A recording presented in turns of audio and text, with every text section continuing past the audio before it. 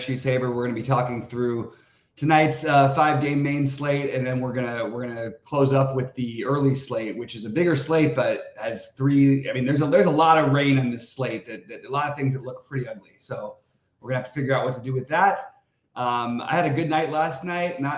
Didn't end up quite getting there. It was, I didn't play that big. I played, a few $100 on each side and had a chance in the 150. I had the Cubs with Cooper, who had the biggest score, and I had Gallen as my pitcher, and then I had the Dodgers stacked behind. So when Mookie hits that home run, and it looks like we're off to the races, I ended up in 25th place, but definitely, as you would say, I had a few pokes to get in the top 2 or 3, which would have been really nice off of $150 to turn it into 25 to 100,000. So again, a little bit frustrating, but happy to be back on a couple of at least profitable slates in a row. Sheets, how are you doing? And I got way too cute. Okay, so I mentioned that that you probably want to if you're going to play kind of like chalky pitchers, you want to play at least off the board stacks, and if you're going to play chalky stacks, probably want to play off the board pitchers. So what I didn't need to do, was what I did. I ended up actually playing that White Sox guy. Okay, I had him like 15%. Yeah, and I just thought it was a good idea to not only play the White Sox guy, but also play like all the Indians against Castilla.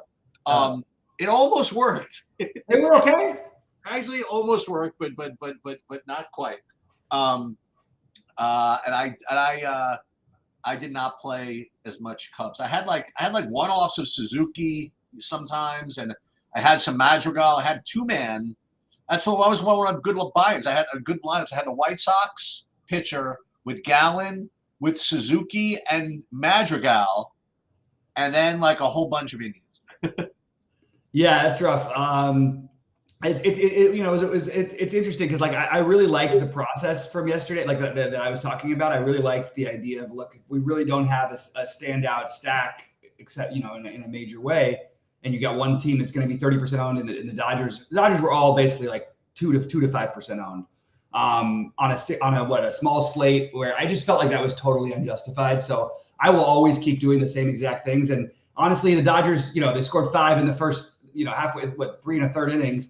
And then they just didn't score anymore afterwards. It looked like it was going to be one of those. Got everything right. So I was a little tilted just because they didn't keep pouring it on. But it is what it is. We're on to today.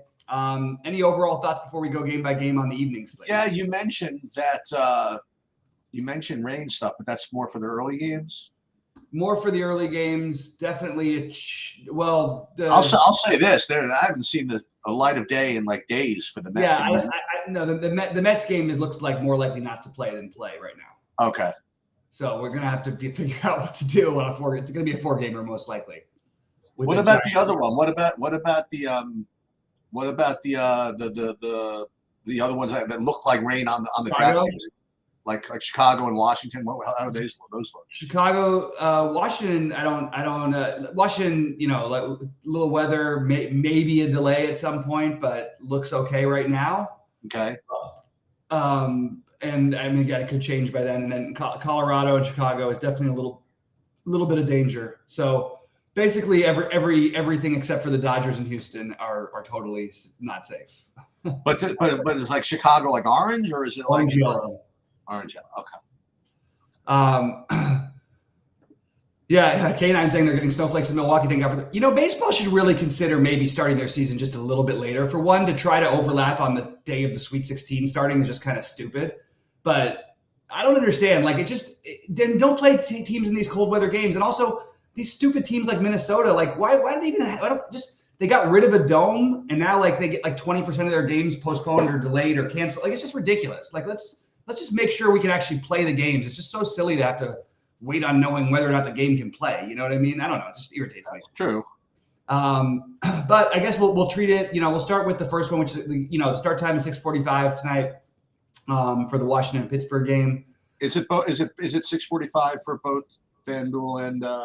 I didn't look at FanDuel at all yet because I've been trying to figure out this weather stuff. So I'll definitely have FanDuel stuff by the evening. Anyway, so yeah, so I guess we start off with Washington and Pittsburgh, assuming that it does play. What are your thoughts on this one? Or do you have? Or let's get your screen. When I first ran my initial. Oh, am I sharing my screen? Not yet. Okay, hold on. Let's see. So when I actually first ran my initial builds, I was getting like all kinds of Pittsburgh. As far as what at least rated the best, like they rate to be the best by like a lot, and they rate to be extremely high owned. That's what I'm looking at for now. I actually didn't build yet, but it's just as far as the rankings go. So I guess we have to kind of deal with that. Also, Mitch Keller, I think this is a pretty cheap price for him against Washington. So I like him as well. So I like both sides of the Pittsburgh side. Yeah. I could see making a case for the Washington side too. I actually don't mind. I think Keller would be, is definitely one of the guys I'm considering. It's hard to know with the weather and everything in this game, how exactly to treat it. But I do think that it looks like, if it wasn't in Washington, I'd feel much more comfortable that it plays. We just know Washington does some weird stuff. So I get the Pittsburgh love to some extent. I also think that if the weather was a go-ahead, I would probably take some shots on Trevor Williams just to get different because he's 5,600. And in this Pittsburgh lineup, it's not like this is like murderer's row we're dealing with. Now, they've been okay so far, but I don't know. I think that they've got a couple of spots that are tough in the lineup and a lot of really weak spots in the lineup, if you want to know the truth. So I'm okay with trying to fade it. But yeah, they definitely, from a math point, with the pricing of the players and the projected run total and the matchup and how bad Washington's bullpen is supposed to be and the Rhett Williams and all that, certainly looks like Pittsburgh is the top stack. I don't think I'm going to end up getting to Washington, but I'm open to the idea of it. And even they're going to have some ownership as well, just because it's a small slate. So for what it's worth. All right, Detroit at New York. And this is one that we don't think will play or, didn't play yesterday. If it does play, I'll go back and probably end up playing Hauser. And even if it plays, even with the small slate and everything, I'm having a hard time getting to the bats in this game. How about you? Yeah, I'm gonna presume this doesn't play, and unless this game gets the full go ahead, I'm not playing the pitchers here. You know what I mean? As I mentioned, that's way too risky, and I don't like the hitters at all here. So I'm gonna presume I'm probably gonna hope it plays and then don't play it. That's gonna be my approach. Now, again, if just for fun, if you want to talk about this a little bit, if you do know that this game was going to play, like you mentioned yesterday, I think your analysis is pretty good. I think the Hauser would be a pretty good cheapo here. I mean, there's basically, not to get too ahead of ourselves, but there's Glass now and like a whole bunch of choices. And both these guys, and you mentioned even Casey Mize. We talked about this game yesterday. Would be, I think, just as much in play as Hauser, if you want to know the truth. So if this game did, in fact, get the go-ahead, I would consider both these guys. But I don't think it's going to play. Yeah, in fact, I'll go even a step further. I think you almost have to play one of these guys if this game plays. If we get totally different news, which I don't expect because it doesn't usually happen that way. But you have 31-mile-an-hour winds blowing in from center. I mean, on a 40-degree day, I don't know how we can't have like a little bit of interest in the pitching there, but if it plays, of course. And then we get to the game with the least concerns, but still some. Fortunately, at least Chicago usually tries to play through these things. What do you got with the Chicago-Colorado game? Well, you tell me. I mean, so it's not. What's the wind like there? So right now the wind is coming in from left at 20 miles an hour. So I mean, Cal Quantrill is 5,300. Yeah. I'll try it. You know what I mean? Like the pitching in the slate is not great. With the exception of Glass now. Whatever. So yeah. I'll try to get to bats I'll try to get to some Houston bats or whatever at 53 with a $5,300 pitcher. It's not that he's not the greatest pitcher in the world, but whatever. What do I need? 10 points? Not particularly concerned about that. And obviously, I'm not playing any of this reliever stuff for Chicago. Unless, listen, who was the guy that I was able to score with a couple of times last year, coming out of the bullpen? for Kansas City. I forget his name, but there was one guy. Remember that we caught him. I caught him like once or twice. I forget who it was. Yeah, the guy who struck out the side. You're like, he can get me 8 points, and I was like, well, yeah, I guess he could. No. They were actually like planning for him to play like 4 or 5 innings every time and to get the win. And a couple of times it was all right, but this only because this guy's 4K. If anybody really knew anything about this situation, which one, Luke Little or Ben Brown? Because I think Ben Brown would be the one. Because he's more likely to get in for the win. Right, to have a chance at the win, potentially. Yeah, but right now I'm not going to play him. And I'm not going to get any hitting in that weather. Yeah, I guess my hottest take is that this goes against completely everything I've ever learned about, everything I've ever done in DFS baseball. But I think that playing some Cubs, I wouldn't play the righties, but I would play the lefties. And even the righties can hit an opposite field home run, so maybe you could include them. They're going to be really low owned tonight because even if these games, well, I guess it depends on what happens to the other games, but as of right now, they're not projected to be owned very much. There's some lefties on that side that I think that, you've got Bellinger. Unfortunately, it's mostly a righty lineup. Tauchman is going to be in there, but I think getting to some Cubs is not the worst idea just because it's such a limited slate and they're going to be low owned as of right now because everybody's afraid of this weather. And I don't mind the Ben Brown idea. I think that's something I could probably talk myself. Really? That's interesting. Okay. Yeah. So I'm kind of going a little bit different than but again, it's a weird slate. You got to play a little different. And I think there should be no need to say this. I don't even think you should look, if you're a hand builder, I don't think you need to care that much about stacking at all if this turns into a 3-game slate. I just think that makes no sense. If you want to do it, if it happens, go ahead. But I just don't think you need to. Right? Well, it could turn into 3 with Washington is in Colorado and Chicago still questionable. I don't know. We'll see. But I do think the Cubs get a little different, and Brown is something that I considered on the slate. All right, Houston and Toronto. What do you got? Yeah, so Bassett was off to a good start in his last game, and then he kind of whatever. There's Glass now who we'll get to, and then a whole bunch of guys projecting around. Not a whole bunch of guys, but I consider Keller. I consider Keller and Javier like the next 2 guys to choose from. So I'll let you hopefully break the tie for me there. And it's tough to play pitchers against Houston at Houston. It just is. But as I mentioned, it's not the greatest pitching slate in the world, and just for a second pitcher. Look, he ended up, as I said, giving up some runs, but he was doing really, really well to start off with. Yeah, he gave a grand slam. That's what happened. Yeah, and he can do some stuff. I don't know. As a low owned on a small slate SP2, I don't know, maybe. What's your opinion on this game? Yeah, so I'm curious where the ownership ends up depending on what happens with the other games. It's an hour after the 3 potential weather games, and I'm okay with I could see all playing every aspect of this. Toronto and Houston bats, and I could definitely see playing Bassett and or Javier. I think that Bassett is probably a better pitcher than he gets credit for in general, and he's good in DFS because he has a leash, you know what I mean? And even the last game, he gives up that grand slam or whatever, he still pitched okay. He's faced this Houston team a number of times, very low strikeout, which is a little concerning. But yeah, definitely. Look, we don't have a whole lot to choose from, so I would say both these pitchers are in play. And if I had to pick one side of the offenses, I probably would pick Houston. But I'm totally good at going the other way with Toronto, who I think is going to be a little bit more popular. And if you're looking for individual bats, Alvarez, Tucker, Varsho, and Guerrero would be my favorite individual bats from this game. Nothing shocking there, but that's what I've got.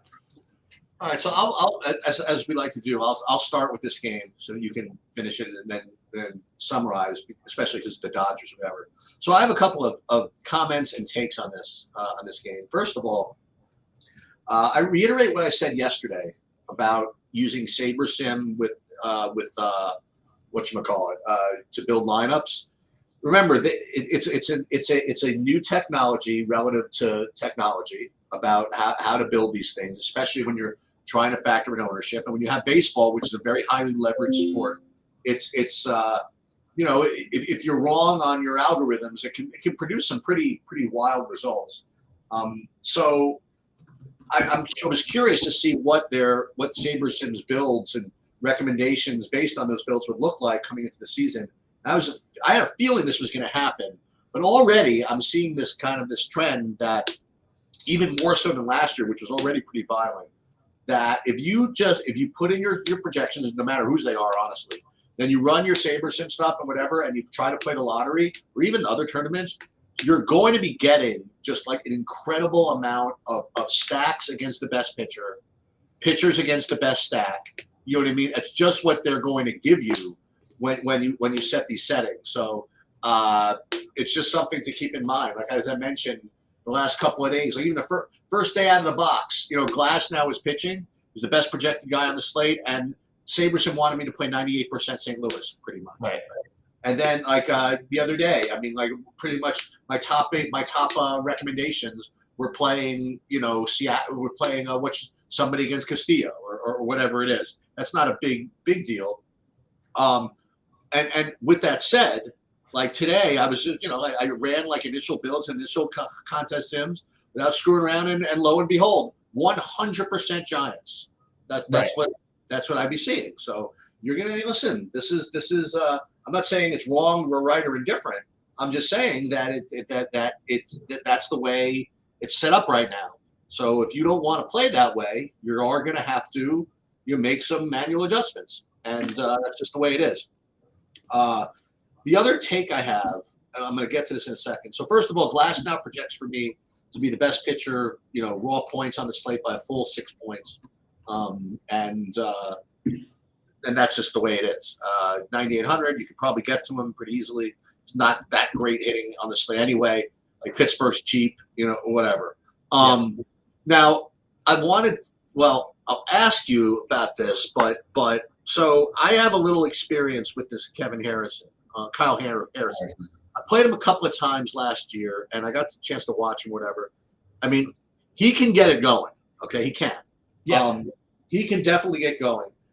But I was wondering how, if in fact if he got a start against the Dodgers or two last year, how he ended up doing there, and like for example, they didn't touch him. There was one, and he gave up. I don't think they got a hit. No, they got one hit.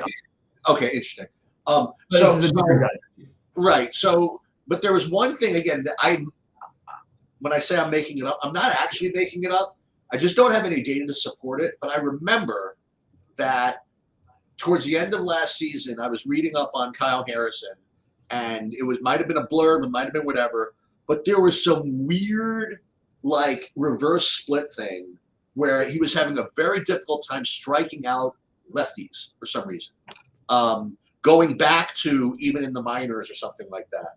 I don't know if that was a sample size thing or whether it corrected itself or whatever, but it's good enough for me that I would play like Dodger lefties in this spot. Not that you need an excuse to play guys like Freeman or whatever, but just for funsies, I'm willing to accept that a little bit.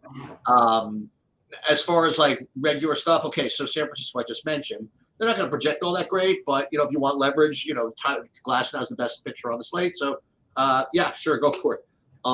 And the Dodgers, as you mentioned, they're in play every day against every pitcher and every slate. So it's a small slate. You could just kind of hope that Pittsburgh gets a lot of ownership and Dodgers end up a little lower owned, maybe than Houston, I guess, or maybe because Harrison, like you said, maybe Harrison because he kind of mowed him down last year one time, and so after a pretty good start this year, maybe they go low owned. I can't really see that, but obviously on a 14 or 18 game slate, the Dodgers are in play. Yeah, the Dodgers are. I mean, like I just think this. Like I know that there's upside for Harrison. I don't mind that to get different. I don't mind Giants bats, but I don't think I would stack. It just feels like you're asking for a hell of a lot, like against guys who just don't give up anything. I mean, so you can get different with 3-man stacks. I just want to remind people that it's why I had Cubs and Dodgers in the right places yesterday, is because if I did 4-4 stacks and stuff, like you can play the chalky stuff with the others. so I actually think that it's a reasonable idea to get to a little bit of San Francisco because it's one way you're going to be able to get different pretty much no matter if the other games play or not.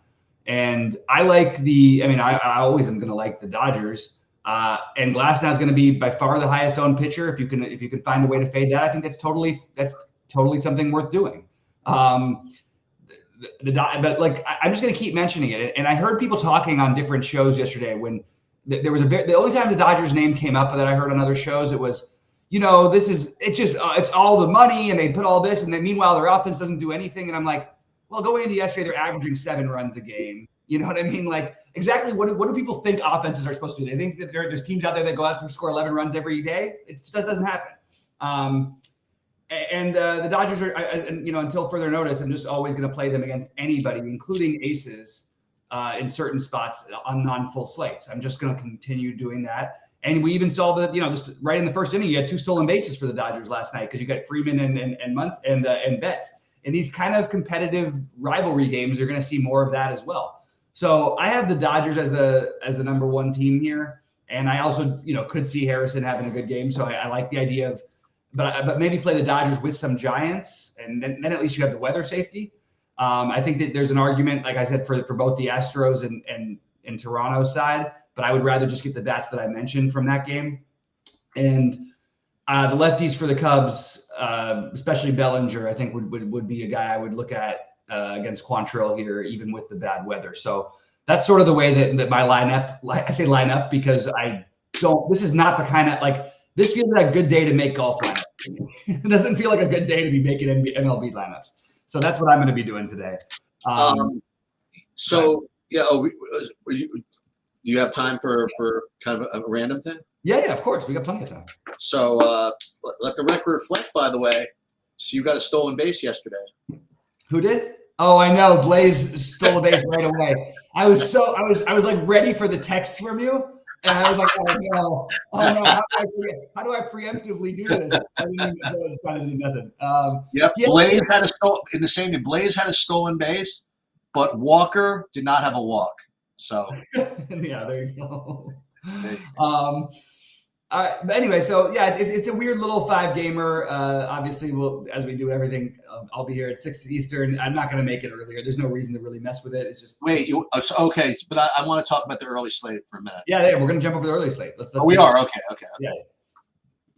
I'm just shifting my projections and taking to see a quick update. And again, as I'm going to say a lot of times, guys, shout out to Roth. He does a great job, and part of our job, we obviously want people using our products and stuff in general, and we think we have the best offer for certain things. If there's things we don't compete on, I'm going to always say, go ahead and look. Roth is going to do the weather stuff. We don't have a weather person. We don't have a meteorologist, nor do we have plans to. So I am going to default to Roth a lot, and I appreciate the work that he does for them. There's only one candidate for the TrueDFS meteorologist position, and I'm working on it. I'm working on it. But maybe we get a discount. The problem is she only has coverage of 2 stadiums in her portfolio. So it's possible. Listen, if we were going to be that focused on Yankees Mets, then I do have a meteorologist that we can employ. She has her own hours though. Can't tell her what to do, otherwise that's really not good. So we'll just see if we can. She's definitely gonna have better colors than yellow and orange, though. It'll be like blonde and something, I think the Mets game will be mauve today because whatever. But we'll see about that. But yeah, good point. I mean, and by the way, there are some competing. Weather stuff. Listen, if I would give Roth some advice, and not Roth per se, but people like Roth. You really wanted to, listen. Everybody's trying to be all smart about being statistical, whatever it is. There are a couple of sites that try to do this. If you could assign a % chance to delays, I know you're making it up, really, but I think it's worth something, because then you could actually factor that into your sims, X amount of time, this happens. X amount of time, that. That's why they're doing it. I have my personal take is I would just throw that information away. I think that's absolutely garbage information that someone's making up because they don't know how teams operate. Like last year, like take the Nationals, for example. You're going to measure how a game of the Nationals go versus the game that goes, in Baltimore. Which but you could factor that try to weigh it in. Yeah, you could try. It's a really, I think to me, it sounds like it'd be impossible. I actually feel like I'm more taking this something like I feel like you said something I would have said, and I'm taking the stage that you usually take. Sabersham's trying to predict what 5,000 people are going to do in their fields. I mean, people. No, I understand. That's fair enough. I guess everything is to some extent, at least you could put a percentage on it, but like it just feels so flimsy to me. And but I hear it. So this is what the early slate looks like. And do you have any weather on this KC Baltimore or Atlanta White Sox thing or no? Looks horrible. In both of them? Well, okay, horrible. It looks bad. They're all orange at least. Let me just grab my thing again because I'm bouncing back and forth between a couple different of my own weather things. Yeah, so now they've got them all orange. So KC, Baltimore is orange. Atlanta, Chicago's orange. Cincinnati, Philadelphia is orange. And earlier, Ross notes on the White Sox game. He said that he wouldn't be surprised if they get an early postponed here, but we haven't gotten it yet. So, seems like maybe something will happen. I don't know.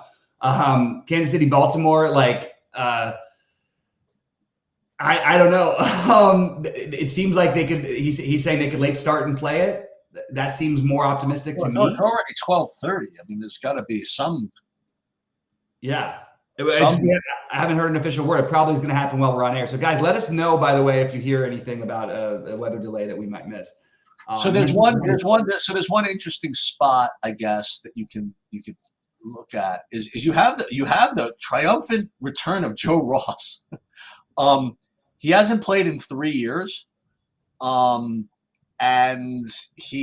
hasn't exactly looked great so far. And from what the best I'm reading, they don't really have great plans for him. In general, he can get beat up here, I think. So that's and it's one of the only games without a weather thing, So you want to just play safe and just play a bunch of Minnesotas. That's I guess a pretty chalky thing to do, I suppose. But that makes sense.